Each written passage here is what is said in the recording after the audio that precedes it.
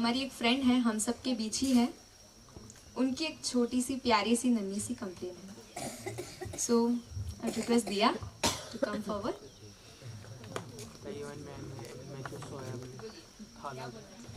मेरी एक अच्छी कंप्लेन है कि जब हमारा रूल है यहाँ पे कि चालू सेशन में हमें मोबाइल यूज़ नहीं करना है, तो मैंने बहुत सारे फ्रेंड्स को देखा भी है कि मोबाइल चालू सेशन में यूज़ कर रहे हैं.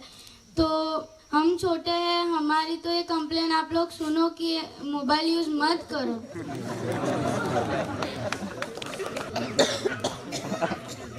Okay. So I request everybody to switch off the phones, please.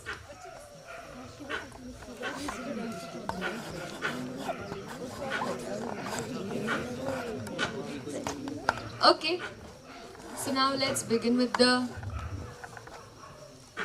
special session of the day. I request Sanjay bhai to come ahead and start the session.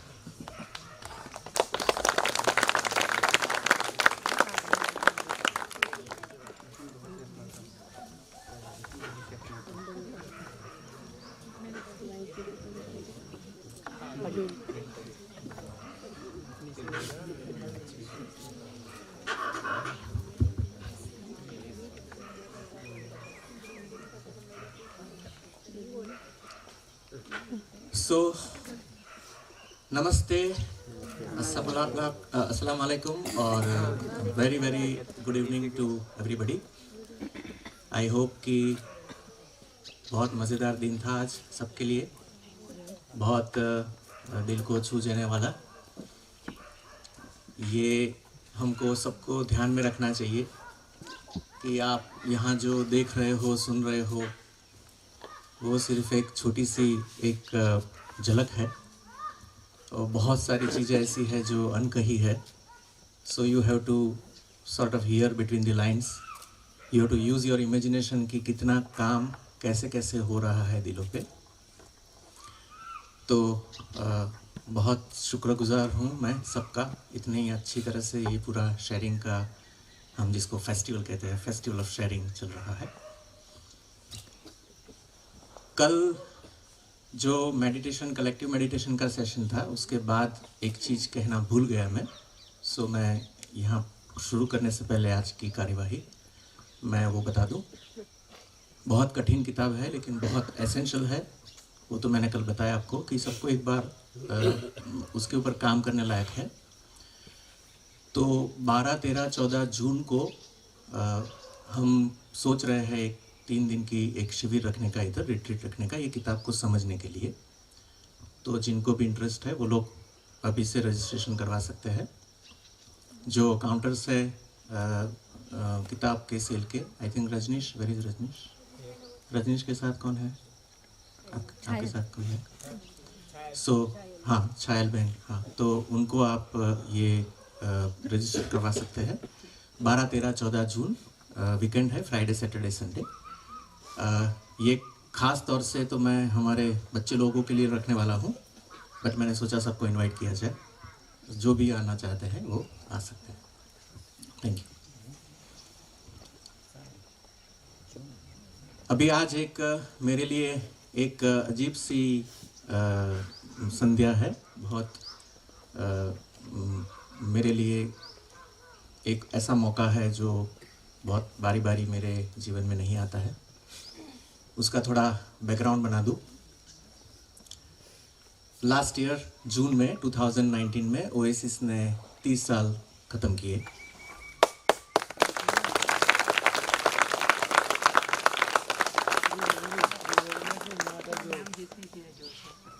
ये 30 साल में पहले 10 साल को छोड़ के जो स्ट्रगल के साल होते हैं, बाकी के जो 2 दशक है लास्ट वाले, उसमें बहुत बार मुझे ये पूछा गया है, कई बार बच्चों से लेके बड़े हमेशा पूछते रहते हैं, आपकी ज़िंदगी का इंस्पिरेशन कौन है,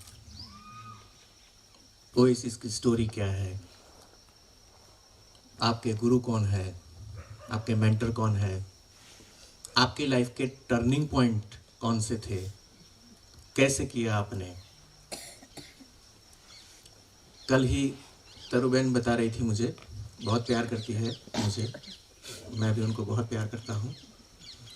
वो मुझे बता रही थी कि आपको आपकी ऑटोबायोग्राफी लिखनी चाहिए, क्योंकि बहुत सारे लोगों को वो प्रेरणा दे सकती है।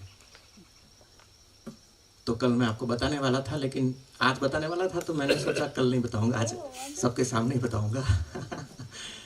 तो बात यह है कि मैंने जब ये जर्नी शुरू की थी, मैं बहुत सारी बार ये चीज़ बोल चुका हूँ, और खाली बोलने की खातिर नहीं कह रहा हूँ, मैं बहुत दिल से सच्चाई से ये कह रहा हूँ कि मुझे ऐसा कभी भी लगता नहीं है कि मैं कोई असाधारण प्रकार का इंसान हूँ। मैं सबके साथ अपने आप को आइडेंटिफाई कर सकता हूँ। मुझे ऐसा लगता नहीं है कि मैंने कुछ ऐसा किया है जो हर इंसान नहीं कर सकता है। मुझे लगता है कि किसी की भी स्टोरी होती है ऐसी, अगर ऐसा कुछ क्रिएशन करते हैं हम, तो जैसे डर तो सबको होता है, ऐसा नहीं होता हमको डर नहीं लगता। तो मैं भी बहुत डरपोक किस्म का आदमी हूँ, बहुत डर लगता था मुझे भी। लोग बोलते हैं उसका भी डर लगता है, रिजेक्शन का डर लगता है, क्रिटिसिज्म का डर लगता है। तो लेकिन शायद मैंने मेरे जो सपने थे उसके पर ये डर को हावी ना होने दिया। सपने खुल के देखे मैंने। जब मुश्किलें आई तो मैं भागा नहीं, चाहे कितनी भी कठिनाइयाँ हो, चाहे मुझे कुचड़ रहा हूँ, ऐसी भी अगर फीलिंग आई हो, तो भी मैंने कभी भागा नहीं हूँ मैं ज़िंदगी से। और तीसरी बात यह है कि जो करना था वो अगर मैं नहीं कर पाया, एक बार किया, 2 बार किया, 10 बार किया, नहीं कर पाया, तो मैंने उसको कभी छोड़ा नहीं है, मैंने कभी हार नहीं मानी। मुझे लगता है ये 3 चीज़ तो मेरी सब बातें आ जाती हैं। मुझे लगता है कि और कुछ भी कहने का और रहता नहीं है, बाकी सब चीज़ें तो इधर उधर आती रहती। और मैं मानता हूँ कि इसको कोई भी इंसान अगर सिंपली फॉलो करता है तो वो क्यों नहीं कर पाएगा जो उसको करना हो। उसमें एक और चीज़ ऐड कर दो, 3 में से 4 करना है तो, कि इंसान को सीखते रहना चाहिए। कि कुछ करता है, कुछ नहीं होता है, तो बैठ के सोचते हैं कि क्यों नहीं हुआ, क्या कमी है, कहाँ सुधार ला सकते हैं, कहाँ मेरी कुछ कमी है। तो अगर ये चौथी बात अगर आप ऐड कर दीजिए तो उसमें सब कुछ आ जाता है। तो जब ओएसिस शुरू किया तो मैंने तो कोई लाइफ कैंप अटेंड किया नहीं था, तो मेरी हालत तो ये बच्चों जैसी थी। मैंने कुछ L3 का कोर्स भी नहीं किया था। जो कुछ मेरे पास था वो थोड़ी सारी किताबें मैंने पढ़ी थी, और किताबों के जरिए कुछ पंख मिले थे मेरे विचारों को। एक आज़ाद प्रकार का एक दिमाग था मेरा, बस इसके अलावा कुछ मेरे पास था नहीं। तो उस वक्त मैं बहुत बोस्ट करता था। जब शुरुआत की मेरी जर्नी थी, मैं बहुत अभिमान करता था, मैं ये करूँगा, ये किया मैंने, ये सोचता हूँ मैं, ये मैं बहुत बोलता था। आज मुझे लगता है कि मेरे अंदर भी सेल्फ कॉन्फिडेंस नहीं था, तो कभी दूसरों को सुनाने के लिए या खुद को सुनाने के लिए दूसरों को सुनाना पड़ता है। हम खुद बिलीव करने की कोशिश कर रहे हैं अपने आप, और सुनाते हैं दूसरे लोगों की, देखो मैं करूँगा, लेकिन अपने आप को ही आप बोल रहे होते हो। तो ये एक फेज़ था शुरुआत का जो अपनी तरह से जायज़ था। लेकिन मैं थोड़ा आगे निकला तो एक शख्सियत मुझे मिली जिसने मुझे सिखाया कि बहुत ऑटोबायोग्राफिकल बोलना ठीक नहीं है। अपनी बातें कहते रहना हर जगह, मैंने किया, मैं वो जो मैं आता है वो ठीक नहीं है। और बचपन में सीखा था वो, फिर मुझे याद आया जब इंग्लिश में सिंपली हम कहते हैं that action speaks louder than words. तो मुझे बोलना अच्छा नहीं लगता है। धीरे धीरे ऐसा स्वभाव हुआ कि मुझे जो बोलता है वो काम बोलेगा, हम जो कर रहे हैं वो जो बोल रहा है उससे ज़्यादा और क्या बोलना है। तो जब भी ऐसे सवाल आते हैं कि टर्निंग पॉइंट क्या था, इंस्पिरेशन कौन था, गुरु कौन था, तो शुरू में मैं खुद भी ज़रा भौचक्का सा रह जाता था। मुझे समझ में नहीं आता था कि इसका मैं क्या जवाब दूँ, क्योंकि कोई ऐसी चीज़ मुझे मिलती नहीं है कि मैं कहूँ कि देखो ये मेरे गुरु है, ये मेरे जीवन की प्रेरणा मूर्ति है, उनसे मैंने सब सीखा। या फिर ये घटना हुई मेरे जीवन से, जैसे मेरा जीवन बदल गया और फिर मैंने ये किया, ऐसा कुछ है ही नहीं, तो मैं फिर क्या बताऊं। तो ये मैं हमेशा टालता रहता हूँ। फिर कुछ अभी साल पहले, 2 साल पहले, क्षमा कहाँ है? Can you raise your hand? Yes, Kshama है। क्षमा ने कुछ साल पहले जो थोड़ी कसर थी पूरी की, उसने ओएसिस की स्टोरी लिखी है 1999 तक, जो बहुत इम्पोर्टेंट फेज था हमारा। बहुत बेहतरीन तरह से उसने स्टोरी लिखी है। और ओएसिस की स्टोरी है इसलिए, या उसमें मैं हूँ इसलिए नहीं, लेकिन मेरा बहुत ऑनेस्टली मानना है कि उसने जो बायोग्राफी लिखी है ओएसिस की, वैसी बायोग्राफी मैंने न इंसानों की, न खास करके ऑर्गेनाइजेशंस की मैंने कभी पढ़ी है। इतनी सच्चाई से और ऑनेस्टी से उसने वो कहानी लिखी है। तो एक हमें मिल गया कि चलो जिसी को ओएसिस की कहानी जाननी हो तो वो ये पढ़ सकते हैं। उसका इंग्लिश ट्रांसलेशन भी हो गया है और वो भी शायद हमने पब्लिश कर दिया है। सो 1999-2000 तक की कहानी ओएसिस की लिखी हुई है। वापस वो सवाल पे आता हूँ कि ये जो कंफ्यूज करने वाला सवाल है कि क्यों, क्या टर्निंग पॉइंट है, क्या है, उसका जवाब मुझे, मैं जो शख्सियत की बात करने जा रहा हूँ आज, उनसे मुझे मिला। उन्होंने मुझे सिखाया कि जीवन से बड़ा कोई गुरु नहीं है, जीवन ही गुरु है, जीवन ही सब कुछ है। और जो जीवन से सीखता है उसको दूसरे कोई अवलंबन की, उसके दूसरे के आधार की उसको ज़रूरत नहीं होती है। अब ये बात मुझे बहुत रास आ गई, क्योंकि मैं बचपन में बहुत रिबेलियस था, आज भी हूँ। मन की करता हूँ, बच्चों को बोलता हूँ मन की करनी चाहिए, जो चाहो वो करो, किसी को हर्ट ना करो, लेकिन अपनी ज़िंदगी अपनी तरह से जियो, एक आज़ादी होनी चाहिए। तो रिबेलियस था, पढ़ता था, अपनी मनमानी करता था, बस मुझे मेरी तरह से ही ज़िंदगी जीनी है। तो मैं ओबीडियंट नहीं था। कई बार ऐसा होता है कि लोग बचपन में ओबीडियंट होते हैं और जवानी में फिर वो खुलते हैं, खिलते हैं, कभी कभी जवानी में वो रिबेलियस होते हैं। मैं बचपन में रिबेलियस था और जवानी में मैं ओबीडियंट बना था। जब सीखने का मैंने शुरू किया तो ओबीडियंस आता है कि क्योंकि हम ह्यूमिलिटी आती है कि क्योंकि बहुत सारी जगह से सीख सकते हैं। तो इन्होंने मुझे सिखाया कि जब जीवन से हम सीखते हैं तो कोई एक व्यक्ति की, उसके प्रमाण की, उसको गुरु बनाने की ज़रूरत नहीं रहती। आज सीक्रेट्स ऑफ ओएसिस का सेशन है, तो मैं कई चीज़ें ऐसी कहने जा रहा हूँ जो मैं कहना पसंद नहीं करता हूँ, लेकिन मैंने बोला है आज एक मौका ऐसा है कि मुझे कहना पड़ेगा, क्योंकि वो मौका ऐसा है। तो शायद हो सकता है कि मेरे जो सेशंस अटेंड किए हैं बहुत सारे दोस्तों ने, उनके लिए कोई बातें रिपीटिंग होगी, लेकिन बहुत सारे दूसरे भी दोस्त बैठे हैं जिन्होंने शायद वो बातें कभी ना सुनी हो, और वो मेरे लिए इंस्पायरिंग है। आप सबके लिए भी वो इंस्पायरिंग होगी। ऐसे विचार से मैं ऐसी एक छूट ले रहा हूँ आज कि कुछ मैं अपनी बात बताऊंगा। जो मेरी बात है वो सीक्रेट्स ही है, लेकिन ऐसे कोई सीक्रेट्स नहीं है। वो आखिरकार तो यूनिवर्सल ट्रूथ्स है या एक कॉमन सेंस से आती हुई चीज़ें हैं।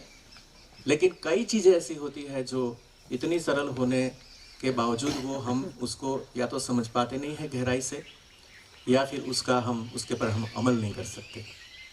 तो समझना और अमल करने में बहुत सारी चीज़ें हमारे पास आ सकती है।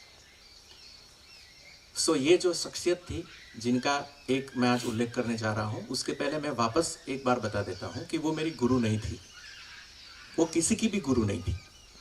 उनको गुरु बनना अच्छा नहीं लग रहा था। वो एक, जिसको उनके शब्द में सख्य कहती थी, वो सख्य माने फ्रेंडशिप, वो फ्रेंडशिप में मानती थी, वो मित्रता में, दोस्ती में मानती थी। हमेशा जहाँ जाती थी, बात करती थी तो कहती थी कि मैं दोस्त की एक भूमिका से, हैसियत से मैं आपके साथ बात कर रही हूँ, आपकी बहन हूँ, आपकी माँ हूँ, गुरु नहीं हूँ। ये बात मुझे बहुत अच्छी लगती थी, क्योंकि मैं भी मानता हूँ कि ये एक जो हमारा विश्व है उसमें आखिरकार, भले अभी विश्व कोई भी एक युग से गुजर रहा हो, लेकिन आखिरकार तो दोस्ती को हर रिलेशनशिप में आना ही पड़ेगा। कोई भी रिलेशनशिप वो आइडियल नहीं हो पाती है जब तक उसमें दोस्ती नहीं आती है, चाहे वो हस्बैंड वाइफ की हो या माता पिता और संतान की हो, या चाहे काम करने की जगह की बात हो। हर जगह फ्रेंडशिप का जो एटीट्यूड है, क्योंकि फ्रेंडशिप में रिस्पेक्ट है, म्यूचुअल रिस्पेक्ट है, आप एक दूसरे को आदर देते हो, आप एक दूसरे को मानते हो, कोई छोटा बड़ा नहीं होता है। तो ये जो समानता का जो संबंध है, एक लेवल का जो संबंध है, वो आखिरकार आना ही पड़ेगा। ये बाकी सब चीज़ें टूटने वाली है, क्योंकि उसका आधार कभी ईगो होता है और ईगो से फुलफिलमेंट लाइफ में नहीं आती है। तो ये उनका भी मानना था, मैं भी उसको समझता हूँ और मानता हूँ। तो वो मेरी गुरु नहीं थी। इनफैक्ट ऑटोबायोग्राफी लिखने का मैंने सोचा नहीं है अभी, और मुझे पता नहीं, उसके बारे में कोई मेरा विचार नहीं है। लेकिन 20 साल से एक विचार मेरे हृदय में है कि मैं एक किताब ज़रूर लिखूँगा जिसमें बचपन से आज तक कितने सारे लोगों ने, कितनी सारी घटनाओं में से मैं सीखा हूँ, जिसके प्रति मैं शुक्रगुजार फील करता हूँ, ग्रेटिट्यूड फील करता हूँ। ये छोटी छोटी चीज़ें हमारा, और आपको शायद पता नहीं होगा, लेकिन जो मेडिटेशंस किताब है जो कल हमने लॉन्च की, उसमें 12 बुक है। मैंने कल बताया देयर आर 12 बुक्स। उसमें पहली जो बुक है, वेरी फर्स्ट बुक, उसमें मार्कस ऑरेलियस ने खाली ग्रेटिट्यूड लिखा है। वो कुछ 8-10 पन्ने हैं उसके, जिसमें उसके लाइफ में जितने इंसान आए, वो हर इंसान से उसने क्या सीखा, हर इंसान के क्या गुण थे, छोटी छोटी चीज़ें लेके उन्होंने लिखा है। वो वापस मुझे इतना इंस्पायर किया उसने कि मेरी जो इच्छा थी कि मैं एक ये किताब लिखना चाहता हूँ कि कितने सालों से, कितने लोगों ने, कितनी घटनाओं में, जीवन में कितनी जगह से हम सीखते हैं, और सीखते हैं। हर बार जब कुछ सीखते हैं तो वो हमारी ज़िंदगी को समृद्ध बनाता है, कुछ हमें आगे ले जाता है। तो ये जो ग्रेटिट्यूड की फीलिंग है, उसको एक्सप्रेस करने के लिए मैं वो करना चाहता हूँ। मुझे करना पड़ेगा क्योंकि वो दिल में रख नहीं सकता। तो आप ये कह सकते हैं कि उसकी शुरुआत मैं आज से कर रहा हूँ, एक छोटी सी मेरी बात कह के। इतनी भूमिका के बाद जो इंसान की बात कर रहा हूँ, उनका नाम काफ़ी सारे लोगों को पता है। जिन लोगों को पता नहीं हो उनके लिए, विमला ठक्कर, वो महाराष्ट्र की थी, और बहुत जल्दी से मैं उनकी इंट्रोडक्शन दे देता हूँ। सब लोगों ने शायद जय कृष्णमूर्ति का नाम सुना होगा, विनोबा भावे का नाम सुना होगा, जयप्रकाश नारायण का नाम सुना होगा। तो ये शख्सियत जब थी तभी ये सब विमला दीदी के कंटेम्पररी थे। इनके साथ उनका बैठना उठना था। विनोबा भावे के साथ उन्होंने काम किया, जयप्रकाश नारायण के साथ काम किया, कृष्णमूर्ति के साथ उनका दोस्ती जैसा संबंध था। उनका एक प्रकार का पाथ था जिसको हम राजयोग कहते हैं। तो एक ही पाथ था उनका, स्पिरिचुअल जो पाथ होता है। तो ये ऐसी इंसान थी। अब मेरा इनके साथ क्या कनेक्शन था, वहाँ से मैं शुरू करता हूँ। और आज जो ओएसिस है, आज हम जो भी कर रहे हैं, उसमें आपको जो भी सुंदर लगता है, उसके सीक्रेट्स ऑटोमेटिकली वो स्टोरी में आते रहेंगे। और मैं ऐसी आशा करता हूँ कि उसमें से आपको भी कोई चीज़ ऐसी मिलेगी कि अगर वो आपकी भी अगर ज़िंदगी में आती है तो वो उसका काम किए बिना आपको नहीं छोड़ेगी। वो कुछ ना कुछ सुंदरता आपकी ज़िंदगी में ज़रूर लाएगी। ये कहानी ऐसी है कि 30 साल पहले की बात है। ओएसिस जब शुरू हुआ था तब मैं जॉब कर रहा था। मैं बाय ट्रेनिंग मैकेनिकल इंजीनियर हूँ और उस वक्त एक कंपनी में जॉब करता था। मंडे से सैटरडे जॉब करता था और संडे ओएसिस की प्रवृत्ति हमने शुरू की थी। तो 2-4 घंटे सब युवा मिलते थे और हम बातें करते थे सेल्फ डेवलपमेंट की, विकास की। तो जॉब के लिए मुझे ऑल ओवर इंडिया ट्रैवल करना पड़ता था। एक बार मैं चंडीगढ़ गया था और मैं ये उस वक्त की बात कर रहा हूँ जब मैं काफ़ी इमेच्योर था। जोश बहुत था लेकिन होश नहीं था। बहुत गलतियां करता था, शॉर्ट टेम्पर्ड था, एग्रेसिव था, कुछ भी बोल देता था, मनमानी करता था, जो बहुत सारी जो गलतियां हम हमारी जवानी में करते थे वो उस वक्त मैं कर रहा था। लेकिन साथ साथ में मैं जागरूक था कि ये सब हो रहा है वो गलत है, ये मुझसे जो हो जाता है वो ठीक नहीं। तो मैं एक प्रकार का क्या बोलते हैं, सफोकेशन महसूस करता था, हेल्पलेसनेस महसूस करता था, असहायता का अनुभव कर रहा था, क्योंकि मुझे वो करना नहीं था, वो गलतियां हो जाती थी। और आप सब जानते हैं कि हम सब गलतियां जो करते हैं, खास करके जो वृत्तियों में से गलतियां होती है, चाहे शॉर्ट टेम्पर्डनेस हो, जेलसी हो, वो हम जानबूझ के नहीं करते हैं।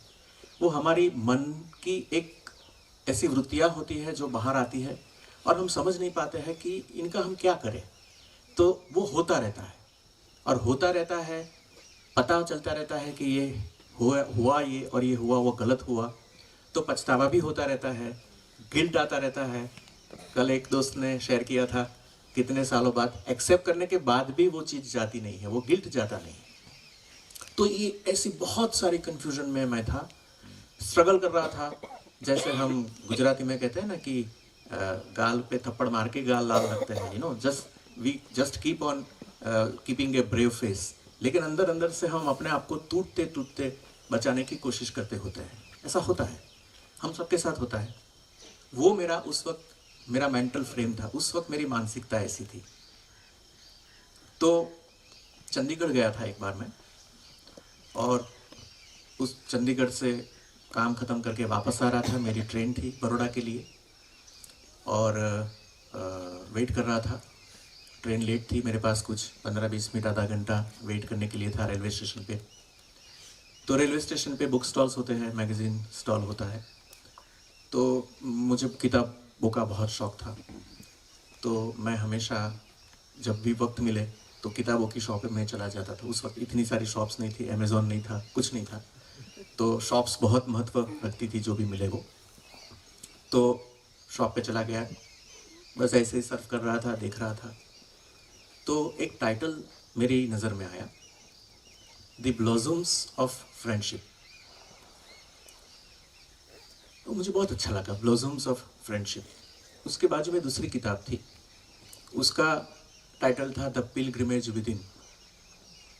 मैंने कुछ टाइटल पढ़े, सिर्फ टाइटल, किताब को मैंने छुआ भी नहीं है, देखी भी नहीं है, सिर्फ टाइटल। वो ग्लास के बाहर रखे हुए होते हैं, आप ग्लास में से टाइटल पढ़ सकते हो। मैं टाइटल पढ़ रहा था, बहुत मज़ेदार टाइटल, मुझे बहुत इंटरेस्टिंग लगे।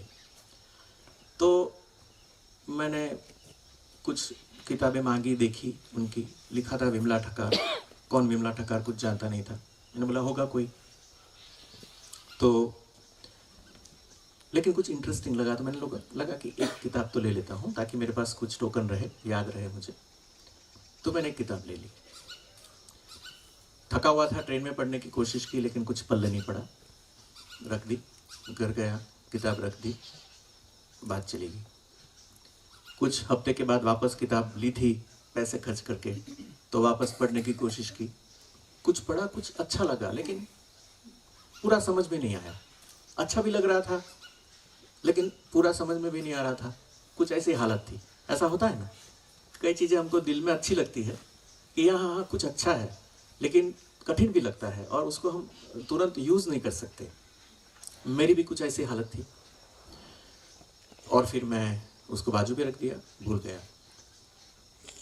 कुछ वक्त बीता, 1 साल, 2 साल, 3 साल। अब ऐसा हुआ कि ये 3 साल में मेरी ओएसिस की सफ़र चलती रही, और एक ऐसा मुकाम आया जब मैं ऑफिस का काम और ओएसिस दोनों साथ में नहीं कर सकता था। माने मैकेनिकल इंजीनियरिंग का पेशा मेरा, और दूसरी तरफ ओएसिस बहुत फास्ट ग्रो हो रहा था। हर संडे 200-300 युवा मिलने आते थे, बहुत सारी हमने प्रवृत्तियाँ शुरू की थी, तो मैं कोप अप नहीं कर पा रहा था। तो एक कन्फ्लिक्ट था, क्या करूं। और मैंने बताया मैं आज़ाद दिमाग का था, तो मैंने सोच लिया कि मैं तो ये करूंगा, मेरे दिल को ये अच्छा लगता है, मैं ये करूंगा। और बिल्कुल गैर जिम्मेवार नहीं था। मैंने सोचा मेरे घर में मेरे पिताजी अच्छी सिचुएशन में है, अच्छी पोजीशन में है, घर में कोई फाइनेंशियल बर्डन नहीं है, कोई ऐसी जिम्मेदारियां नहीं है, 2 भाई हैं मेरे दूसरे, वेल सेटल्ड है। तो मैंने बोला कि इतना तो मैं कर सकता हूँ, मेरे ऊपर और कोई जिम्मेदारी नहीं है। तो सब लोग अपना ही देखेंगे तो फिर बाहर का काम कौन करेगा, समाज का काम कौन करेगा। तो मैंने सोच समझ के मैंने तय किया। विरोध था परिवार से भी, बाहर से भी, वो तो होता ही है कि भाई यार इंजीनियर है, इतना सारा लोग कहते थे इंजीनियरिंग करने के बाद तूने सीट बिगाड़ी, अब इंजीनियरिंग नहीं करता, ऐसा सब तो लोग बोलते ही रहते हैं कुछ ना कुछ। तो वो तो बहुत सारा चल ही रहा था, लेकिन मैंने वो छोड़ दिया।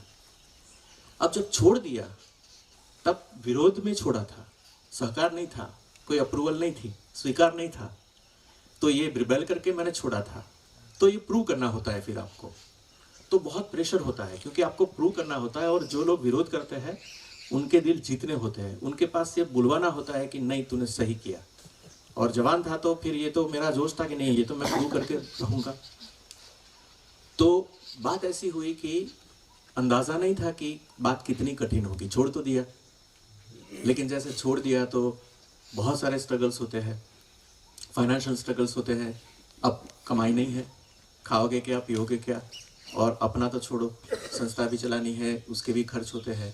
तो बिल्कुल अनुभव नहीं था मुझे, तो चारों तरफ से घिरा हुआ था। और फिर मैंने बताया कि शॉर्ट टेम्पर था, बहुत सारी मेरी जो कमज़ोरियाँ थी। हमारी कमज़ोरियाँ जब बाहर आती है जब हम प्रेशर में होते हैं, जब हम तनाव में होते हैं, जब हमारे पास बर्डन होता है, तो हमारी सब कमज़ोरियाँ उस वक्त बाहर निकलती है। तो मेरे ऊपर तनाव बढ़ने शुरू हो गए थे, प्रेशर बढ़ना शुरू हो गया था। हर महीने इलेक्ट्रिसिटी का बिल होता है। कमाना और करना आसान है, लेकिन बिना कमाए ये सब करना वो आसान नहीं होता है। हमारा एक दोस्त है, छोटा सा दोस्त था उस वक्त, हम लोग स्पॉन्सरशिप लाते थे। तो कभी कभी पेरेंट्स कभी कभी क्रिटिसाइज़ करते हैं कि ये सब क्या करते रहते हो। तो उसने उसके पापा को बोला था, बहुत स्मार्ट लड़का था, उसने पापा को बोला कि पापा एक पापड़ स्पॉन्सर करके लेके आ जाइए, फिर मेरे साथ बात करिए आप। आसान नहीं होता है, यू नो। तो कोई एक पैसे का कोई ऐसा देता नहीं है, यू नो। लोग क्वेश्चन करते हैं हज़ार, उनका दिल जीतना पड़ता है, तब लोग करते हैं कुछ। तो ये मेरी हालत थी, तो मैं बहुत कंफ्यूज था। और जो तनाव था, स्ट्रेसेस थे जो, उसकी असर मेरी हेल्थ पे पड़ती थी। आपको ताज्जुब होगा कि उस उम्र में जब मैं जवान था तब मेरी इतनी ख़राब हालत थी कि मैं एक फ्राइड पूरी अगर खाऊं तो मेरे मुंह में अल्सर पड़ जाते थे, उतना स्ट्रेस था, मुंह में चांदे पड़ जाते थे। तो मैं डाइजेस्ट नहीं कर पा रहा था, इतनी सारी एंग्जाइटी, इतना सारा मेरे शरीर पे उसकी असर हो रही थी। और मुझे इतनी घुटन होती थी। अब मैंने बोला मैं छोड़ने वालों में से तो था नहीं, तो छोड़ूंगा नहीं तो फिर ख़त्म ही होना है, फिर रास्ता ही ऐसा है। तो फिर इतनी घुटन हुई मुझे, तो मुझे लगा कि कुछ अरसे के लिए मुझे कहीं बाहर चले जाना चाहिए। तो मैंने सोचा कि चलो हिमालय की तरफ चला जाता हूँ, थोड़ी शांति मिलेगी, अपने साथ वक्त बसर करूँगा। तो ओएसिस के शुरू करने के 2-3 साल में मैंने करीबन 1 हफ्ता मेरी हिमालय जाने की एक परंपरा शुरू की। 1 आध हफ्ते 10 दिन जाता था, कोई आश्रम में रहता था, सुबह शाम जंगलों में घूमता रहता था, कुछ किसी से बोलूँगा नहीं, खाने पीने के वक्त पे जाके खाना खा के आ जाऊँगा। तो ऐसा होता था कि मेरी ट्रेन छूटती थी बड़ौदा से हिमालय की तरफ जाने वाली, तो पहले घंटे में ही मुझे अच्छा लगता था। आप सोचो, मैं जब तक पहुंचूं वहाँ तब तक तो मेरे अल्सर्स डिसअपियर होने शुरू हो जाते थे। इसलिए मुझे हो गया कि मेरे लिए तो ये ज़रूरी है, ये अल्सर है वो मेरा अलार्म था, यू नो। मुझे वो फीडबैक देते थे कि भैया क्या तुम्हारा वक्त आ गया है ये करने का। तो ऐसे ही एक बार मैं डलहौजी करके हिमाचल प्रदेश में जगह है, आप लोगों ने नाम सुना होगा, धर्मशाला और डलहौजी नज़दीक, बहुत बढ़िया जगह है। तो मैं एक बार डलहौजी गया था, ऐसे ही घूम रहा था, मैं चलते रहता था सुबह शाम, और बाकी लिखता था, काम करता था, पढ़ता था। तो अचानक मुझे याद आया कि कुछ 3 साल पहले मैंने एक किताब खरीदी थी चंडीगढ़ रेलवे स्टेशन से, जिसमें कुछ विमला ठक्कर का नाम था और उनके प्रीफेस के नीचे डलहौजी ऐसा लिखा था। अब कैसे याद आ गया मुझे मालूम नहीं, लेकिन याद आ गया। अब मैं डलहौजी में घूम रहा था, मैंने बोला कि छोटी छोटी जगह है, कोई इतनी बड़ी जगह नहीं है। मैंने सोचा था कि थोड़ा पूछ लूँ इधर उधर, शायद मिल जाए तो मिल लेता हूँ, और ना मिले तो कोई बात नहीं। वैसे मैं तो वैसे ही वंडरिंग कर रहा था, घूम रहा था। तो एक दो लोगों को पूछा तो तुरंत बताया कि हाँ हाँ वो तो है, विमला जी वहाँ रहती है। ओ चलो ठीक है। तो मैं चल पड़ा पूछते पूछते। अब वो डेलहाउसी हिल एरिया है, तो एक रोड से बोर्ड था, उनका नाम शिवकुटी नहीं, कुछ नाम था ऐसा घर का। तो नीचे पूरा वाइंडिंग रोड था, वाइंडिंग रोड होके होके नीचे कोई घर था, दिख रहा था मुझे। तो मुझे बहुत झिझक हुई, मैंने बोला जाऊँ ना जाऊँ। दोपहर का टाइम था, करीबन 1-2 बजे का, लोग आराम करते हो, तो थोड़ी झिझक थी।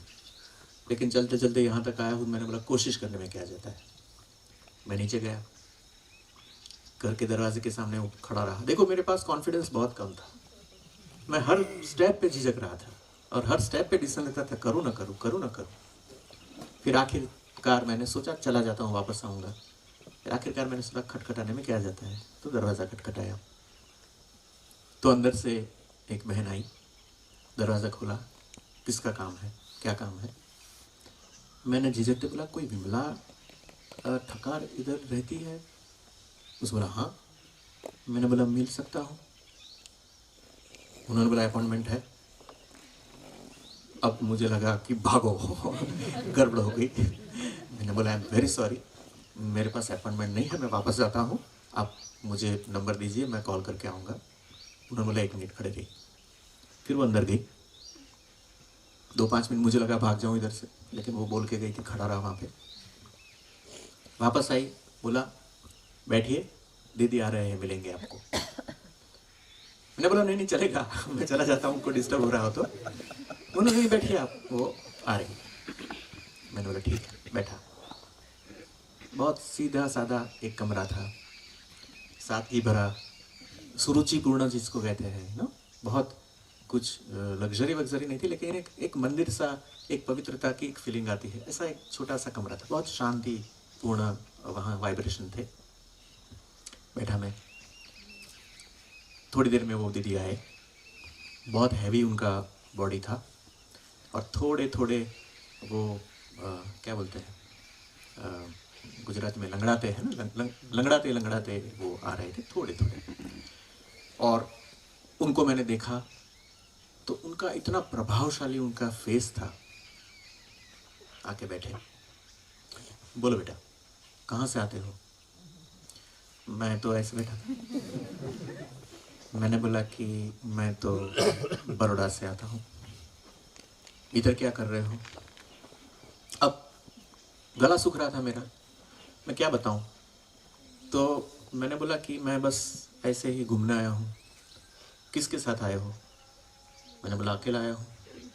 उनको दिलचस्पी हुई कि अकेला कैसे घूमने आया है। तो उन्होंने पूछा कि अकेले घूमने आए हो। फिर मैंने बोला हाँ मैं घूमने आया हूँ, माने साइट सीइंग के लिए नहीं आया हूँ, लेकिन मुझे एकांत चाहिए था, तो मैं साल में 1 आध बार ऐसे चल पड़ता हूँ, तो मैं ये मेरे एकांत के लिए इधर आया हूँ। उनको थोड़ा उनको दिलचस्पी हुई मेरे अंदर, कुछ रस जागृत हुआ। फिर उन्होंने कुछ मुझे पूछा और मैंने धीरे धीरे से उनके जवाब दिए। बस 10-1 मिनट की बात हुई होगी। तो उन्होंने बाजू में बहनें, उनके साथ जो रहती हुई बहनें थी, 1-2 बैठी थी, उनकी तरफ देख के बोला ये लड़का तो मेरा मानस पुत्र हो उस तरह से मेरे साथ बात कर रहा है। अब मैं सुन रहा था, लेकिन मेरा दिमाग उस वक्त जैसे लकवा मार गया हो ना, वैसे था, मैं प्रोसेस नहीं कर पा रहा था। तो उन्होंने बोला, मैंने सुना, लेकिन कुछ मुझे उसका कुछ संवेदन या भाव नहीं हुआ, because I was quite shocked, you know. मैं बहुत वो उसमें था, ऑ बोलते ना, ऑ में था। सो कुछ 5-10 मिनट और बात की उन्होंने, और उन्होंने बहुत शाबाशी दी मुझे, कुछ मैंने बताया ओएसिस का ये वो, मुझे बहुत अच्छा लगा। मैंने निकलते निकलते बोला कि मैं आपको खत लिख सकता हूँ। उन्होंने बोला हाँ हाँ बेटा क्यों नहीं। मैंने बोला मैं चाहूँगा कि मेरे दोस्त और हम आपको मिलने आए, हम आ सकते हैं? उन्होंने बोला हाँ बेटा क्यों नहीं। और फिर उन्होंने बताया कि वो समर के मंथ्स में वो डलहौजी रहते हैं और बाकी महीने वो माउंट आबू में रहते हैं। तो उन्होंने सब, उनकी बहन ने मुझे सब एड्रेसेस दिए और मैं चल पड़ा। उस वक्त मुझे पता न था, हमको सबको कई बार ऐसे अनुभव होते हैं, आपको हुए होंगे कि कभी कोई इंसान को मिलते हैं, मिलने से पहले जो हम होते हैं और आधे घंटे में मिलने के बाद जो हम होते हैं, कोई फ़र्क आ जाता है। वो फ़र्क हम नाप नहीं सकते, किसी को बता नहीं सकते, लेकिन महसूस कर सकते हैं कि मैं कुछ अलग इंसान हूँ।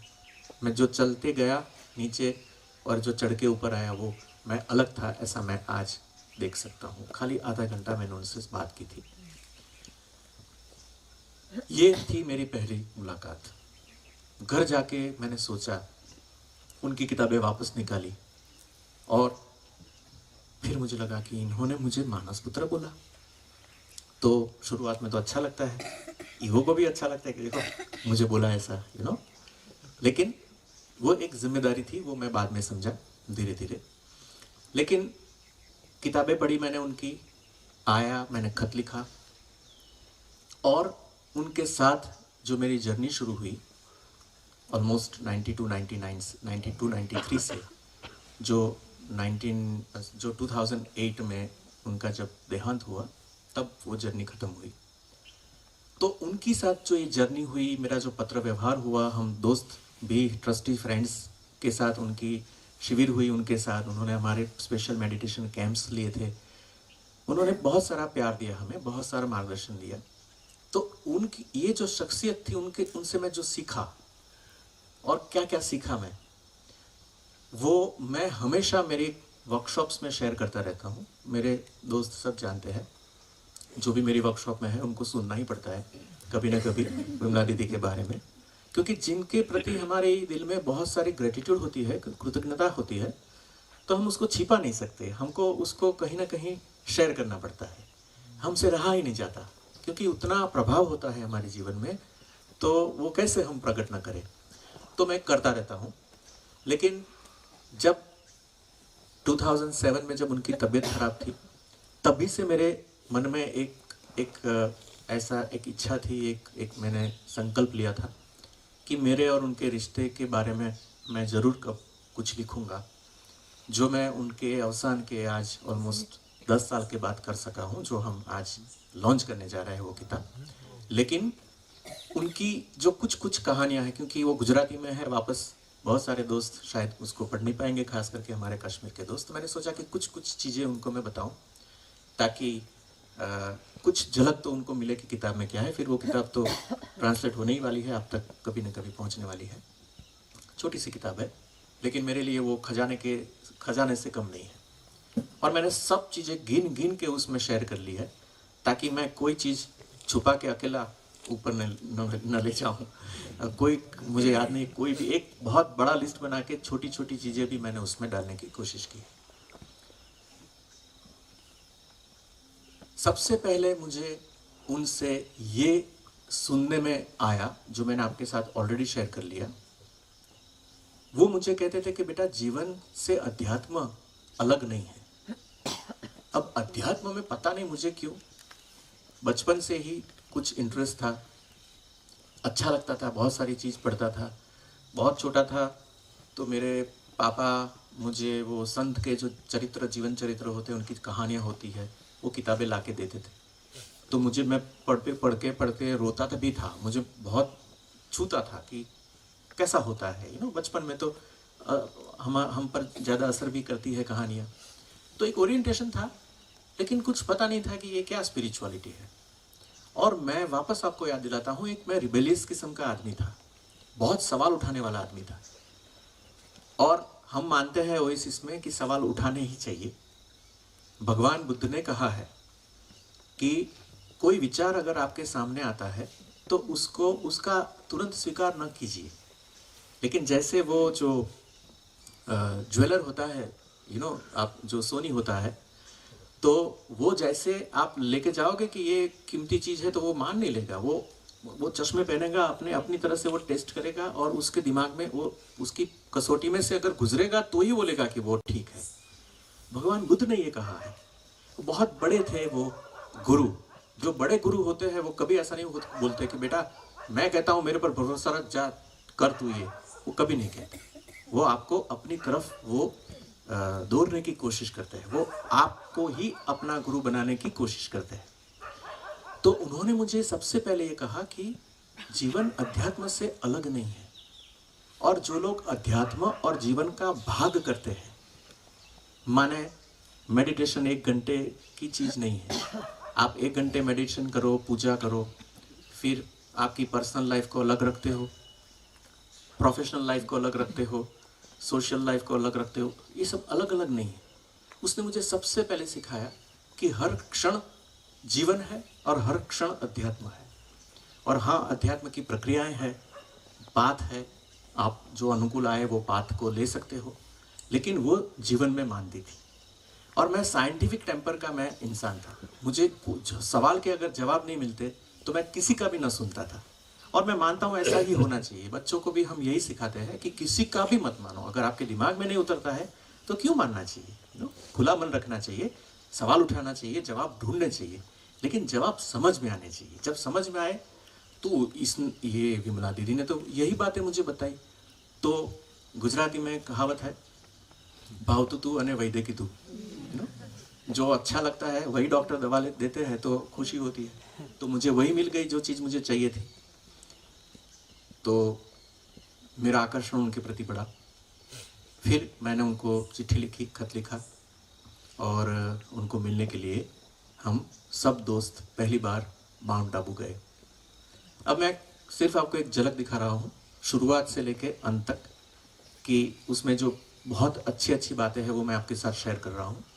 उसमें से आपको कुछ सीक्रेट्स मेरे भी मिलेंगे और ज़्यादातर ओएसिस के सीक्रेट्स आपको मिलेंगे जिसके पर ये सेशन है। और मुझे लगता है कि इसको बहुत खुले से बांटना चाहिए और ये सबको फॉलो करना चाहिए। जब हम गए उसके पहले मैं बहुत मैनेजमेंट का आदमी था। तो उस वक्त हम अलाइव, अभी जो न्यूज़लेटर आता है हमारा, उस वक्त हम प्रिंट करते थे मैगज़ीन जो 10, 15, 20 पन्ने का होता था। तो उस वक्त तक हमने बहुत सारे अलाइव पब्लिश किए थे। इतना बड़ा उसका पूरा टग हो जाता था। तो मैंने बड़ा कोरियर भेजा था उनको, कि इम्प्रेस करने के लिए, देखो ये हमने किया है। ये वो मैं ऐसा बच्चा था, ऐसा जवान था जो इम्प्रेस करना चाहता था। और ये तो बहुत बड़ी शख्सियत थी, तो कौन उनको इम्प्रेस करना ना चाहे, उनकी तारीफ चाहिए थी मुझे। तो बहुत बड़ा मैंने कुरियर भेजा था। अब मैंने बोला पढ़े तो ठीक है, नहीं पढ़ेगी तो देखेगी तो सही, वजन तो है। तो हम ट्रस्टीज, हम जब दोस्त थे सब, जो आज भी हमारे साथ हैं, काफ़ी सारे दोस्त, हम लोग माउंट आबू गए। उनको मिलने के लिए उनके कमरे में गए, बहुत आदर से वहाँ गए, प्रणाम किया उनको, बैठे। वो बैठे थी वहाँ तैयार होके डॉट टाइम पे। She was very punctual. कभी 1 सेकंड का भी उसने हमारा टाइम बिगाड़ा हो ऐसा मुझे याद नहीं। She was very punctual. तो बैठे वहाँ पे, वो मेरा जो अलाइव के जो डक थे वो बाजू में पड़े थे, पूरा उसका बंच। तो पहली बात उन्होंने ये कही कि ये सब मैंने पढ़ा है। हाँ बेटा। मैंने बोला कि ये इतने बड़े इंसान के पास ये सब पढ़ने का वक्त कहाँ से मिला? But she told me, told all of us कि ये सब मैंने पढ़ा है। और 5-7 मिनट उन्होंने रिफ्लेक्शन दिया कि क्या वाइब्रेंटली आप लोग काम कर रहे हो इंडिया में। 5 मिनट उन्होंने जो रिफ्लेक्शन दिया, मुझे समझ सीधा दिल में जाके लगा। पता चल गया मुझे कि पढ़ा है एक एक शब्द, नहीं तो ये शब्द नहीं बोल सकता जो जिसने पढ़ा नहीं हो। उसने बोला बेटा मैं होमवर्क करके बैठी हूँ मेरा। ये मेरा पहला लेसन था। आज भी कई लोग कहते हैं कि आपको तैयारी करने की क्या ज़रूरत है, कई बार हंसते रहते हैं लोग। मैं आज भी हर मीटिंग के लिए मैं तैयार करके जाता हूँ। मुझे अच्छा नहीं लगता। हाँ, नॉलेज आता है तो मैं डील कर सकता हूँ, किसी को पता नहीं चलेगा, लेकिन ये कल्चर ठीक नहीं है। कोई वक्त दे के आपके पास आता है। कभी कभी कोई लोग मुझे मिलना चाहते हैं तो मैं उनको बताता हूँ कि प्लीज़ एजेंडा मेल कर देना। पूछते क्यों? आके बताऊँगा ना। मैंने बोला मुझे भी थोड़ा होमवर्क करना होता है, पता चल जाए आप किसके बारे में बात करना चाहते हैं तो मैं मेरा होमवर्क कर सकता हूँ। ये उनकी देन है। मैं उनसे सीखा कि कितने भी बड़े हो, तैयारी करना वो हमेशा ज़रूरी होता है। फिर उन्होंने दूसरी चीज़ बताई। हम लोग बराबर मैनेजमेंट वाले थे, बड़ी शख्सियत से बात करने जा रहे थे, तो हम तो टैप रिकॉर्डर लेके गए थे ताकि हम उनका रिकॉर्ड करें और फिर हम पब्लिश करना चाहते थे अलाइव में ताकि हम उसको बांट सकें। टैप रिकॉर्ड देखा, 1 मिनट बेटा इसको बाजू पे रख दो। मैंने बोला दीदी क्यों, रिकॉर्ड करने दो ताकि हम कुछ मिस न कर जाए। उन्होंने बोला आप 7-8 लोग हो ना, आपका जो कंप्यूटर है 7 लोगों का, उसमें से क्या मिस होने वाला है, रख दो। नोट्स नहीं लेने की, रिकॉर्ड नहीं करने का, सिर्फ बात करने की, सुनने की। मुझे पता नहीं चला उन्होंने क्या ऐसा किया, तो मैंने उनको काफ़ी सारी गालियाँ दी बाहर निकलने के भी कि ये दीदी माँ भी कैसी है, कुछ रिकॉर्ड करने दिया होता तो कुछ हम सीखना चूक जाएंगे तो। लेकिन जब उन्होंने मीटिंग में किया तो मैंने सब दोस्तों से इशारा में बात कर ली, देखो ध्यान रखना कुछ चूकना नहीं है जो भी सिखा रही है। As an educator, as an educationist मैं ये सबक सीखा कि ये नोट लेने की, रिकॉर्ड करने की जो हमारी आदतें है ना, वो भागने की आदत है। जब कुछ नहीं होता है ना, तब दिल और दिमाग बराबर फोकस करता है, क्योंकि कोई आधार नहीं है।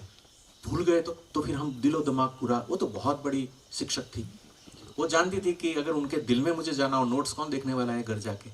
वो जानती थी कि अगर दिल को छूना हो तो उनका पूरा दिल यहाँ होना चाहिए। आप देखिए ओएसिस की वर्कशॉप में हम नोट्स नहीं लेने देते हैं, रिकॉर्ड नहीं करने देते हैं, ताकि लोगों का दिल और दिमाग दोनों बिल्कुल जो चल रहा है उसमें आए। उसमें कोई वो ऑब्स्टिकल बनता है। हमको लगता है कि नोट्स है वो हमको आधार देती है, लेकिन नोट्स आधार नहीं देती है, वो ऑब्स्टिकल बन जाती है। घर जाके आप सोचिए हकीकत है कि नहीं। कितनी बार हम नोट्स लेते हैं, रिफ़र करते हैं, सीखते हैं, उसमें से करते होंगे 1-2% लोग, बाकी के लोग तो वो पस्ती हो जाती है। जो उस वक्त हमने पाया, जो छूट गया वो छूट गया। ये थी हमारी पहली मुलाकात। बाकी की चीज़ें किताब में आएगी। लेकिन उनके साथ मेरा कोरस्पॉन्डेंस चला, मैं अकेला उनको मिलने जाता था, बहुत सारा पत्र व्यवहार भी हुआ। तो मुझे बहुत अलग अलग तरह से, वैसे तो स्पिरिचुअलिटी की बात कर रही थी, लेकिन बहुत अलग अलग पहलू में जीवन के मैं उनके पास सीखा। और कैसे कैसे पहलू, जैसे रोज़ बरोज़ की चीज़ होती है। मैं एग्जाम्पल दूं आपको कि मैं बहुत गुरूर वाला अभिमानी लड़का था, तो मैं बहुत उनके पास अपनी चलाता था, इम्प्रेस करने की कोशिशें चलती रहती थी, मैं ये करता हूँ वो करता हूँ। तो मैंने एक बार बोला उनको, और उनको कई लोग दीदी कहते थे, कई लोग माँ कहते थे, और कई लोग उनको दीदी माँ कहते थे, दोनों दीदी माँ। तो मुझे ये अच्छा लग गया कि दीदी भी है माँ भी है, तो मैं भी उनको दीदी माँ बुलाता था। तो मैंने उनको बोला एक बार कि दीदी माँ, मेरा तो काम शुरू करता हूँ दिन में 6 बजे उठ के, और कभी कभी तो 12-1 बज जाते हैं काम करते करते। फिर मैं वापस थोड़ी नींद ली, खड़ा होके फिर वापस काम करता हूँ। बहुत अभिमान से मैंने बोला। वो हमेशा हंसती मेरे सामने, प्यार से सुनती, हंसती, और फिर उनकी गोली छूटती और इतनी प्यार से कहती। कभी भी मैंने उनका चेहरा ऐसा नहीं देखा कि उन्होंने स्माइल से और बहुत स्नेह से कुछ ना कहा हो। तो फिर वो दिल में जाना ही है। उन्होंने बोला कि बेटा ऐसा नहीं करने का, जीवन में नियमितता ज़रूरी है, आपको वक्त पे सोना चाहिए और अपने आप को नींद लेनी चाहिए। अब उस वक्त है ना, बहुत सारी चीज़ें पढ़ता था मैं कि कोई इंसान 3 घंटा ही सोता है, 4 घंटा ही सोता है, और आप खाना कम करो तो नींद कम कर सकते हो, वगैरह वगैरह। लोग कोशिश करते हैं कि कैसे कम सोए और ज़िंदगी कैसे बचाए। तो मैंने उनको बताया कि आप तो कैसी बातें करते हो, हम इतना बड़ा समाज का काम करते हैं, इतना बड़ा हमारा कॉज है, कितना सारा काम करना है, हम हार्डवर्क कर रहे हैं इतना सारा, और आप कह रहे हो कि सो जाओ। तो उन्होंने बताया कि देखो बेटा, तुम अगर कोई किराएदार हो और घर में रह रहे हो, तो महीने की पहली तारीख पे तुम किराया दोगे कि नहीं दोगे? अगर आप एक सज्जन आदमी हैं तो आप किराया देंगे कि नहीं देंगे? मैंने बोला हाँ देंगे। तो उन्होंने बोला बेटा, ईश्वर ने हमको ये शरीर दिया है जिसमें आप रह रहे हो, तो उसका किराया समझ लो, लेकिन 7-8 घंटा सो जाए, उसका किराया मान लो, बाकी की जिंदगी है ना आपके पास जीने के लिए। अगर वो किराया नहीं दोगे तो किराएदार गुस्से हो जाएगा और फिर वो कुछ भी कर सकता है। तो ऐसे समझाती थी कि वो अब इतनी सच्चाई होती थी कि अब इसके सामने क्या बोले। मैंने बोला आप कितने बजे सोती हो? उसने बोला 9:30 बजे मैं सो जाती हूँ और 5:30 बजे मैं उठ जाती हूँ। फिर वो उनका हर चीज़ पूछता था मैं, फिर क्या करते हो, फिर क्या करते हो, और वो मुझे हर सब चीज़ बताती थी। वो मैं वैसा, जैसे उद्दंड कहते हैं ना, उद्दंड शब्द है हिंदी में, उद्दंड माने मन चला, माने कभी कभी क्या कहते हैं, एरोगेंटली पेश आता था, बहुत अभिमान से कुछ भी पूछता था, और हमेशा वो प्यार से उसका जवाब देती थी। तो मैं चुप हो गया। धीरे धीरे जब मैं मेरे जीवन में आगे चला तब मुझे पता चला, सब लोग जानते हैं कि सुबह उठने के लिए जल्दी विल पावर चाहिए। मैं सीखा हूं कि जल्दी सोने के लिए भी विल पावर चाहिए। जब तक हम जल्दी सोते नहीं हैं तो हम जल्दी उठ नहीं सकते। तो ये डिसिप्लिन है। मेरे किसी एक दोस्त ने सिखाया था कि डिसिप्लिन का मतलब क्या है। हमको लगता है डिसिप्लिन बहुत कठिन चीज़ों में डिसिप्लिन की हमको तकलीफ होती है। एक दोस्त था मेरा, वो भी मेरा गुरु है, उसने मुझे सिखाया था कि संजीव, हर रोज दोपहर को 12 बजे मैं ताली पाड़ूंगा, ऐसा पढ़ ले लो। अब उसमें तो कुछ नहीं करना, घड़ी का कांटा देखना है, 12 बजे तो एक ताली बजाने की, बस देखो कितने दिन कर सकते हो। तो सचमुच में डिफिकल्ट हो जाता है, क्योंकि कमिटमेंट एंड डिसिप्लिन ऐसी चीज है कि उसको याद रख के वो 1 दिन 2 दिन दर बदर उसको करना, वो हमेशा डिफिकल्ट होता है। तो मैं ये उनके पास सीखा। फिर मैं उनको बोलता कि क्योंकि विनोबा भावे थे, उनके साथ वो जो भूदान, आपको पता है डोनेशन की जो मूवमेंट थी, भूदान यज्ञ जिसको कहते थे, जो विनोबा भावे ने चलाया था, वो बहुत इंडिया का पोस्ट इंडिपेंडेंस एक बहुत बड़ा अभियान जिसको मानते हैं। तो उसमें उन्होंने 5 साल दिए थे विनोबा भावे जी को। तो मैं उनको हमेशा ये कहता कि आपने पूरे गांव में घूमे, पाँव चल के घूमे, कितनी कैसी जगह रहे और कितना बड़ा काम किया, कितने आप गुरूर से कभी कहते हो हम लोगों को, हम पढ़ते हैं, और आप हमें काम नहीं करने देते हो। तो तुरंत मुझे कहती कि देख बेटा, मैं आज भी उसके परिणाम भुगत रही हूँ, वो मेरी गलती थी। वो तुरंत मुझे बोलती थी कि वो मेरी गलती थी बेटा, तो आप लोग ये गलती मत करना, हमने जोश में ये कर लिया, लेकिन उसके परिणाम आज हम भुगत रहे हैं। And she was indicating her own physical state, जो थोड़ी लंगड़ा थी, वो जो चलती थी, उसकी जो भी प्रॉब्लम होगी। और मैं फिर चुप हो जाता था, मेरे पास कुछ कहने का नहीं रहता था। मैं सीखता था कि संयम से जीना ही सही समर्पित काम है। कुछ भी कैसे भी खाओ, कैसे भी पियो, और फिर अभिमान लो कि देखो हम तो बहुत काम करते हैं, वो बहुत इगोइस्टिक होता है, वो एक्चुअली वो सही काम नहीं। सो आप देखिए कि कैसी कैसी जगह में, जैसे मैं उनको डेलहाउसी में मिलने जाता था, तो डेलहाउसी में हमारा मेडिटेशन कैंप किया था उन्होंने, हम कुछ 8-10 हमारे ट्रस्टीज फ्रेंड्स का, तब जवान थे। एक दिन वो हमेशा एक नई साड़ी पहन के आएगी, सिल्क की साड़ी, एकदम खूबसूरत। हम जाएंगे तो ऐसी साड़ी पहन के बैठी होगी, और एक बिल्कुल आयन अच्छी तरह से की हुई, एक भी क्रीज नहीं दिखेगी आपको, और अच्छी तरह से बैठेगी। और जब मैं आबू मिलने जाऊंगा तो वो हमेशा सिर्फ सफेद साड़ी पहनेगी। अब मैंने बोला, मैं मुंह फट था, हर चीज पूछ लेता था। मैंने बोला, दीदी माँ ये क्या है, आप वहां पे सफेद साड़ी पहनती हो और यहाँ तो हर रोज नई नई साड़ी, मैंने देखा नहीं आपको कि रिपीट की हो साड़ी आपने। उसने बोला, बेटा ये सब आपकी नजर से है, मुझे कोई फर्क नहीं पड़ता। यहाँ आती हूँ तो ये लोग मुझे बहुत, वहाँ उनके व्याख्यान चलते रहते थे, डेलहाउसी छोटी जगह थी, तो ये लोग बहुत प्यार से आते हैं, फिर उनको मैं मना नहीं करती हूँ, तो मुझे यहाँ गिफ्ट देते हैं, तो मैं वो यहाँ पहनती हूँ। वहाँ दूसरा माहौल अलग है मेरा, तो वहाँ मैं दूसरी तरह से रहती हूँ। मेरे लिए सब एक बराबर है। और फिर उन्होंने शायद रेफर किया था या मेरे दिमाग में आ गया, लेकिन मीरा का भजन है, करना फकीरी फिर क्या दिलगिरी, कुछ है कि जमीन पे सोना हो तो भी क्या, और वो ढोलिये पे, माने बड़े बेड पे आलिशान भी सोना तो भी क्या, हम हमारे लिए सब एक चीज़ है। तो ये सब चीज़ें मुझे बहुत छूती थी, ये सब चीज़ें मुझे बताती थी कि इंसान बाहर क्या कर रहा है उससे ज़्यादा वो अंदर कैसा है, वो बात बहुत अहमियत रखती है। बाहर बाहर करके हम बहुत दिखावा करते हैं। जैसे ऐसा हो सकता है कि, एग्जाम्पल दे रहा हूँ मैं, ऐसा हो सकता है कि कोई इंसान बहुत सादगीपूर्ण रह रहा हो, उसके पास सिर्फ 2 जोड़ कपड़े हो, और उस चीज़ का वो इतना अभिमान करेगा, सादगी का अभिमान, तो वो अध्यात्म में उसका मूल्य नहीं है। अध्यात्म में कहते हैं कि अल्टीमेटली तो ईगो आ गया, सादगी का अभिमान है, और कहते हैं कि धन का अभिमान हो तो शायद उसको हटाना सरल है, लेकिन ऐसी चीज़ों का जो अभिमान आ जाता है उसको पार करना बहुत डिफिकल्ट होता है। तो ऐसी ऐसी चीज़ें मुझे वो सिखाती थी। कैसी चीज़ें शेयर करती थी मेरे साथ, जैसे एक बार उन्होंने कहा कि उनके नाना थे, मम्मी के जो पिताजी थे, उन्होंने बोला कि वो कभी कभी बात करती थी कि कैसी उनकी ज़िंदगी, उनका बचपन कैसा था। तो वो कहती थी कि मेरे नाना जो थे वो कपड़े सुखाते थे जब, और मैं देखती थी उनको, तो मुझे ऐसा इतनी सुंदरता से वो कपड़े सुखाते थे। उनका कर्म जो कहते हैं, इंसान का कर्म कैसा होता है, वो कैसे जीता है, वो कपड़े सुखाते थे तो मुझे ऐसा लगता था कि वो सितार बजा रहे हैं।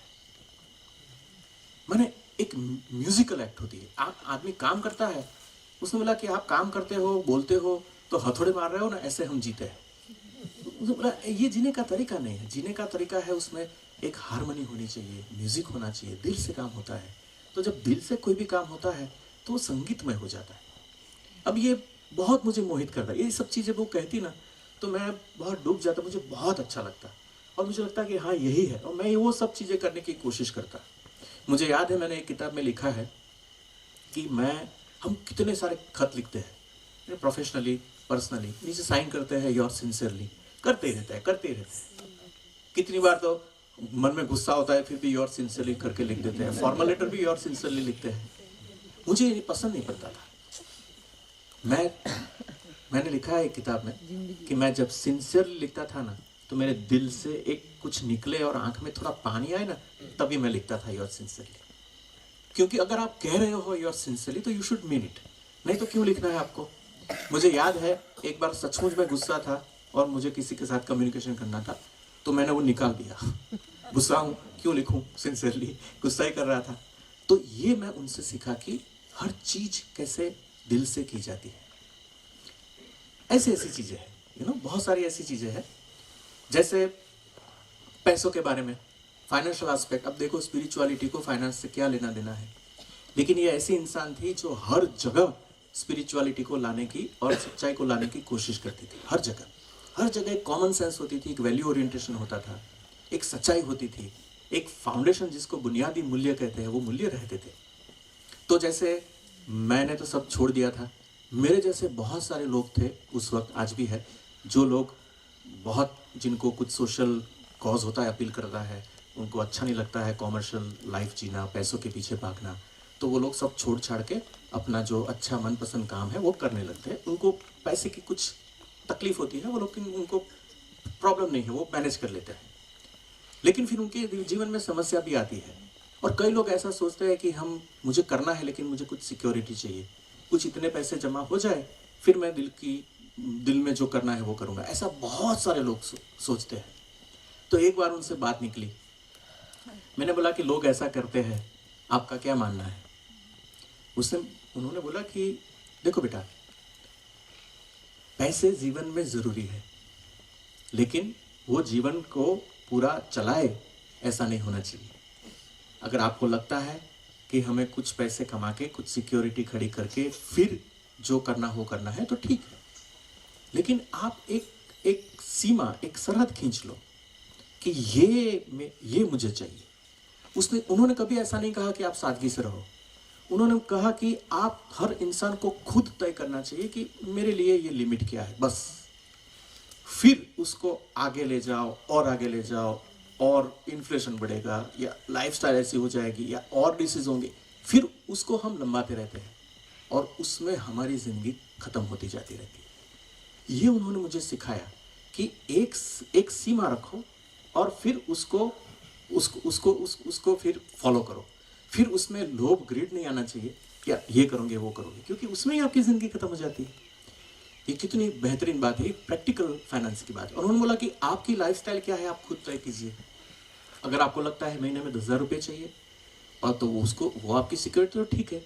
कोई बोलता है मुझे 1,00,000 रुपये चाहिए, तो वो ठीक है। लेकिन एक रेखा, इंपॉर्टेंट ये है कि आप कोई रेखा, एक सीमा बांधते हैं कि नहीं बांधते हैं। ये बहुत बड़ी गहरी बातें हैं। ये आसान नहीं है, आप करने की कोशिश करना, आपको पता चलेगा कि बिल्कुल भी आसान चीज़ें नहीं है। ये कितने लोग इल्यूजन में जाते हैं कि कल करेंगे कल करेंगे कल करेंगे, और फिर वो कल कभी भी नहीं आते। दूसरी चीज़ उनके पास सीखा था मैं कि जिसको फ्रुगालिटी बोलते हैं सोशल वर्क में, माने आप कितनी करकसर करते हैं। और ऐसा नहीं है कि मेरे पैसे हैं तो मैं कैसे भी जीऊँ, जो गांधी जी भी कहते थे, ट्रस्टीशिप कहते हैं जिसको, कि कुछ चीज़ हमारी नहीं है। तो आप सोचिए कि मेरे पैसे कैसे मेरे हुए। मैं आपको एक एग्जांपल देता हूँ।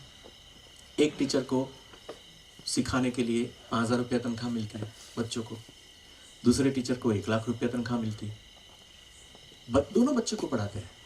तो ये असमानता नहीं है। हम कैसे तय करेंगे कि अब ये तो संजोग की बात है, आप कहाँ जाते हो, क्या करते हो, बहुत सारी प्रैक्टिकलिटी आती है उसमें, लेकिन कौन तय करेगा कि क्या किसका हकदार है। हमारे पैसे सिर्फ हमारे होते हैं। तो ये हमेशा कहती थी कि बेटा जो धन होता है, लक्ष्मी होती है, उसके साथ हमेशा जिम्मेदारी से पेश आना चाहिए। तो पैसे हमारे हो या दूसरों के हो, लेकिन हमेशा हमेशा उसका इस्तेमाल जो है वो आपको सोच समझ के करना चाहिए। आपको मैं कल ज़्यादा बताऊंगा इसके बारे में कि ओएसिस की जो सीक्रेट है उसके पीछे पैसों की जो शुद्धता है उसका कितना बड़ा हाथ है। और पैसों की जो शुद्धता है वो थोड़ी गांधी जी से और थोड़ी काफ़ी सारी हमने विमला दीदी से सीखी हुई है। ऐसी ऐसी बातें हैं। सोशल वर्क, वो उनका खुद का भी एक ऑर्गेनाइजेशन था, वो खुद भी सोशल वर्क करती थी। मैं बहुत सारी चीज़ें उनको लिखता था जो काफ़ी सारी चीज़ें शेख चली जैसी होती थी। मुझे बहुत सारे ख्याल आते थे, लेकिन काफ़ी सारे बार वो गलत रास्ते पे भी होते थे। आप मेरी किताब में पढ़ोगे तो पता चलेगा कि मुझे बहुत डांटती थी कभी कभी, और बहुत प्यार से पेश आती थी। वो बहुत प्यार करती थी मुझे, उसको पता था कि मेरा पोटेंशियल क्या है। तो कोई भी मेरी अगर कमज़ोरी होती थी या कोई गलत दिशा होती थी तो कभी भी वो बर्दाश्त नहीं करती थी। वो सीधा सीधा जो भी हो वो कह देती थी। जैसे एक बार हमने कुछ प्रोजेक्ट बनाने की कोशिश की जो फंड बेस्ड प्रोजेक्ट था, जिसके लिए बहुत सारा फंड चाहिए था, जो शुरुआत की बात थी। उन्होंने तुरंत बोला कि बेटा मेरे साथ ये सब बातें नहीं करने की। मैंने बहुत सारे फंड बेस्ड वर्क देखे हैं, सोशल वर्क, जो कोई मायना नहीं रखते हैं। फिर मैंने कुछ प्रश्न पूछे तो उन्होंने मुझे समझाया कि बेटा समाज का कार्य है वो लोगों से होना चाहिए। आप पैसों से समाज का काम, समाज को बिल्कुल शामिल किए बिना, लोगों को शामिल किए बिना सिर्फ पैसों से आप कैसे काम कर सकते हो। कई लोगों को पता होगा कि कई एनजीओस चलते हैं सिर्फ पैसों से चलते हैं। हमने ऐसे एनजीओस देखे हैं जो पता चले ना कि कोई पर्टिकुलर ऑर्गेनाइजेशन में बजट है 4 करोड़ का, अगर ये काम करो तो वो काम नहीं कर रहे हो ना तो वो प्रोजेक्ट रिपोर्ट बना देते हैं उनका कि पैसे तो मिल जाए फिर देखेंगे क्या करना है। तो ये गलत है, ये शुद्धता नहीं है। ये क्या है कि आप मनी सेंटर्ड हो जाते हो और फिर पैसे जहाँ मिलते हैं वहाँ भागते हो। आपकी जो बिलीफ है, आप जो करना चाहते हो वो बाजू पे रह जाता है। तो उन्होंने मुझे सिखाया कि बेटा काम जो है ना वो पीपल सेंटर्ड होना चाहिए, वो फंड सेंटर्ड नहीं होना चाहिए।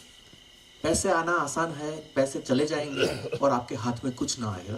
लेकिन अगर आप लोगों की इन्वॉल्वमेंट से, लोगों से अगर काम करोगे, पीपल बेस्ड अगर आपका वर्क होगा, तो उसको पैसे नहीं होंगे ना तो भी लोग तोड़ नहीं पाएंगे। और आज आप देखो कि हमारी जो समृद्धि है ओएसिस की, वो लोग हैं, कितने जनरेशन जुड़े हुए हैं। हमने सीखा है कि लोगों को बीच में रख के, सेंटर में रख के कैसे काम किया जाए। बहुत सारी ऐसी बातें सोशल वर्क को लेके उन्होंने हमें समझाई। गांधी जी का और उनका दोनों का मान के ये पीपल बेस्ड वर्क की वजह से हम लोगों ने आज तक इतनी बड़ी इंस्टीट्यूट है, इतना सारा हमारा खर्चा है, लेकिन करीबन 1 साल पहले तक हमने कॉर्पस नहीं बनाया। लोग हमें पूछते रहते हैं कि आपके पास कोई सिक्योरिटी नहीं है, इतना बड़ा आपका खर्चा है, आप कैसे करोगे, कभी अगर कुछ मुश्किल आ गई तो क्या करोगे आप।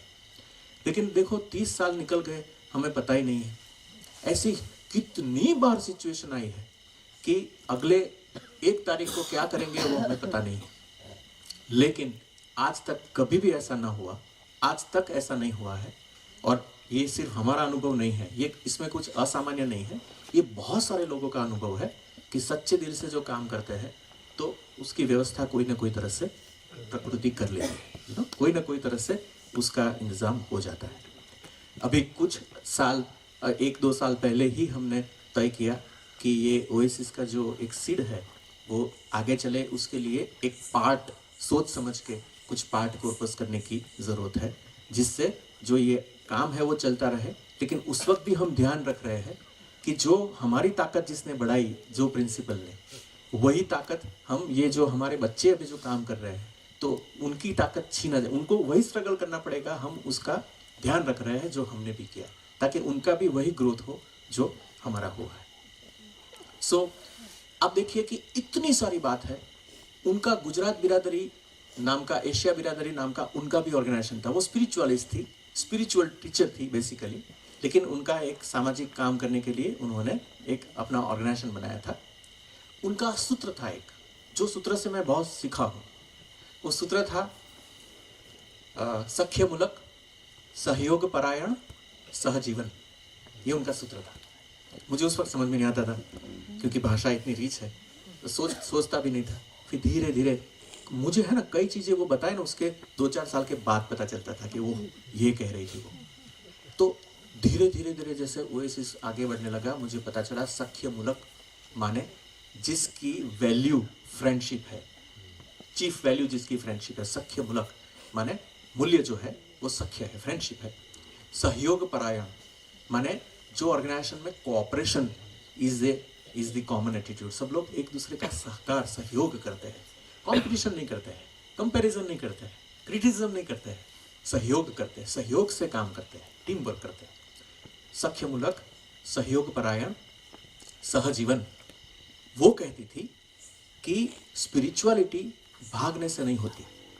आप हिमालय भाग जाओगे, परिवार से भाग जाओगे, संन्यास ले लोगे, तो वो बहुत साइंटिफिक माइंडेड थी। उन्होंने बोला कि आप जो हो, सचमुच हम जो है वो रिलेशनशिप्स में रिवील होता है, और हमारी जितनी करीबी रिलेशनशिप होती है वहाँ हमारी सच्चाई ज़्यादा रिफ्लेक्ट होती है।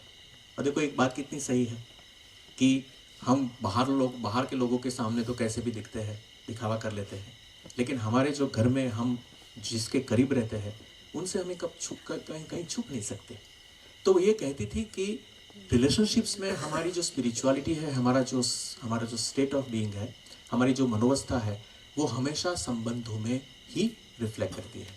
वो तो इंसान के, ज़मीन के, आकाश के, पेड़ पंछी सबके साथ के संबंध की भी बात करती थी, लेकिन वो कहती थी कि संबंध जो है मनुष्य का मनुष्य के साथ का, वो एक भूमिका है, एक प्लेटफॉर्म है, जिससे मनुष्य को अपनी स्पिरिचुअलिटी का रिफ्लेक्शन मिलता है। आप कहाँ हो, गुस्सा होते हो, क्या करते हो, सबका रिफ्लेक्शन आपको, फीडबैक है वो आपको रिलेशनशिप में मिलता है।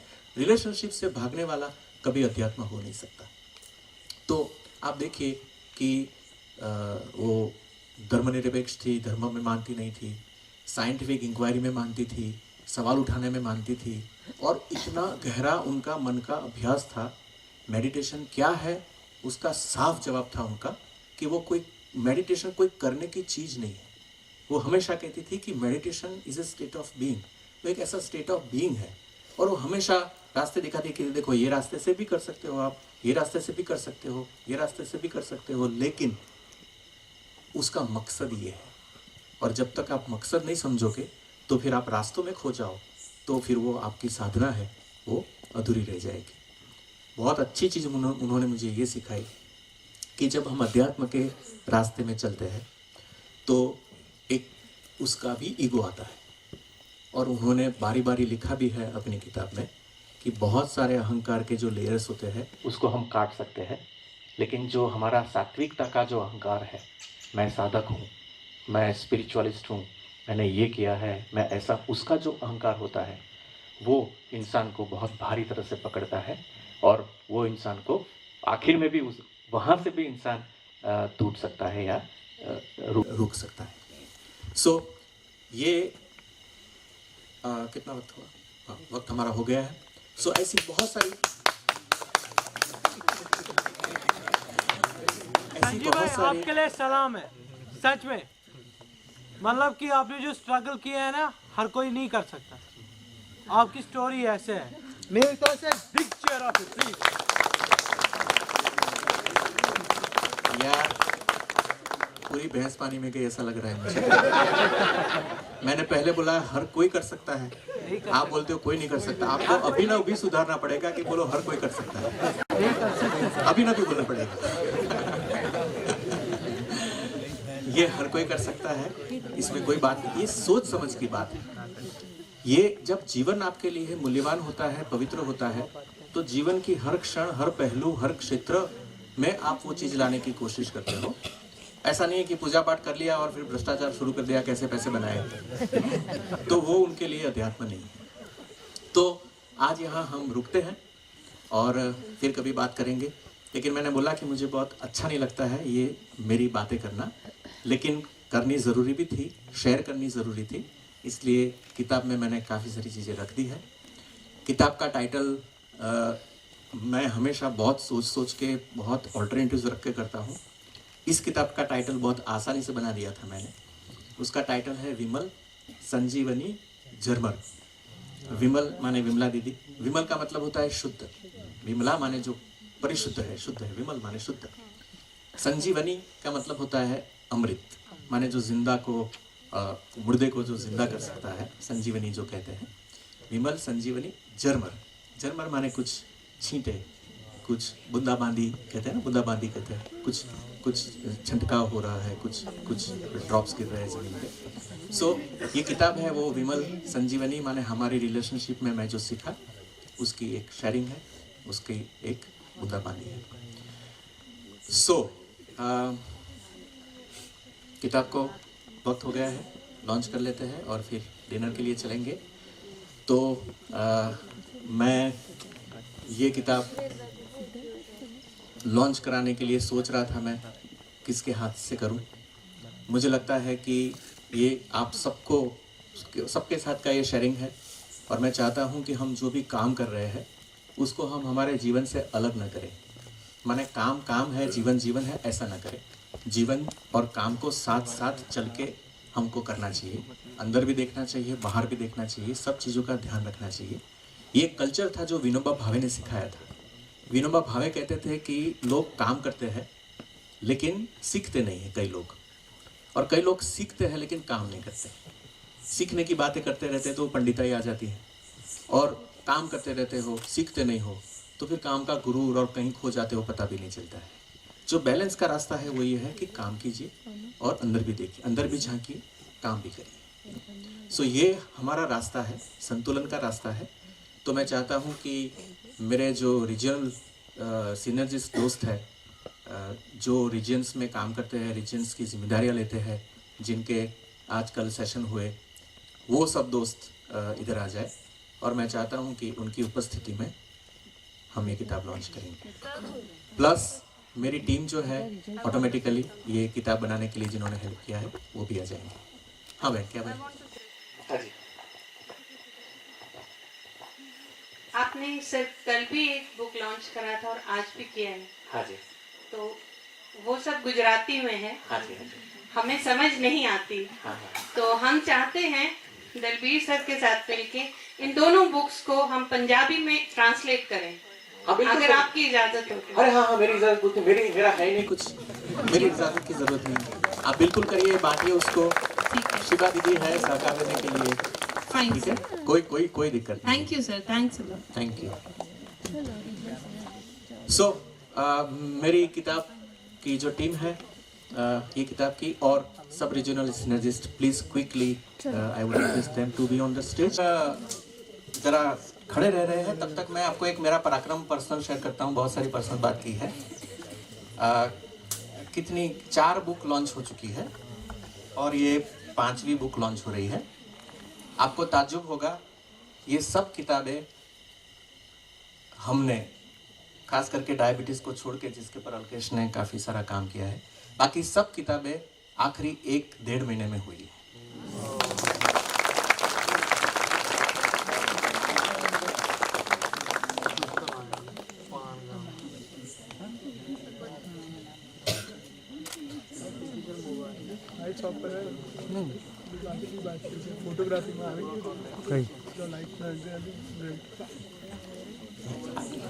There are some things in the book, वो आपको पढ़नी पड़ेगी.